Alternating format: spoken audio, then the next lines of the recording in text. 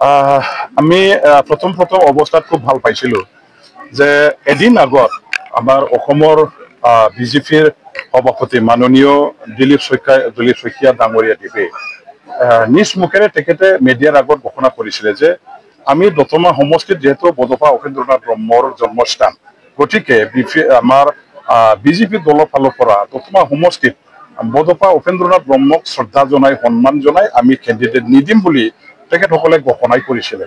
আমি তেখেতক ধন্যবাদ দিছিলোঁ। সঁচাকৈ বিজেপিয়ে বডফা উপেন্দ্ৰনাথ ব্ৰহ্মক সন্মান জনাই শ্ৰদ্ধা জনাই আমাৰ বড়ো জাতিক এটা মৰ্যাদা প্ৰদান কৰিছে, বড়ো জাতিক মানে সন্মান জনাইছে বুলি আমি খুব মানে ভাল পাইছিলোঁ। কিন্তু দেখা গ'ল যে নেক্সট দিনাখন আকৌ দতমাৰ বিজেপিৰ ফালৰ পৰা কেণ্ডিডেটটো ঘোষণা কৰিলে আৰু এইটো ঘোষণা কৰাৰ পাছত আমাৰ মাজত এটা প্ৰতিক্ৰিয়াৰ সৃষ্টি হৈছে। এতিয়ালৈকে সৃষ্টি নোহোৱা নহয়, সৃষ্টি হৈছে।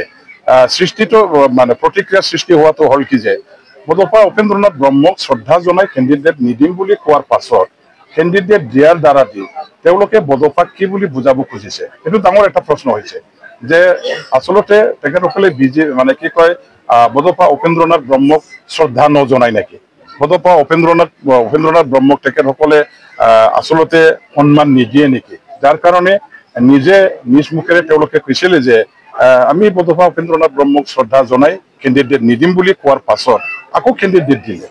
আৰু এইটো লৈ পেলাই আমাৰ মাজত বিভিন্ন ধৰণৰ চৰ্চা হৈছে, বিভিন্ন ধৰণৰ মানে প্ৰতিক্ৰিয়া হৈছে। মই ক'ব নোৱাৰো যে তেখেতসকলে কি চিটুৱেশ্যনত পৰি পেলাই নিদিম বুলি কৈছিলে আৰু কি চিটুৱেশ্যনত পৰি পেলাই তেখেতসকলে কেণ্ডিডেট দিলে, এইটো তেওঁলোকেহে ভালকৈ ৰাইজৰ আগত স্পষ্টীকৰণটো দিব পাৰিব।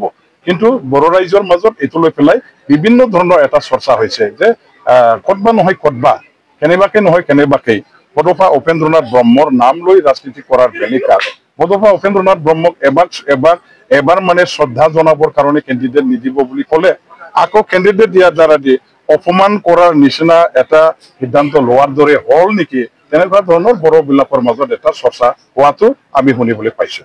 Thank U.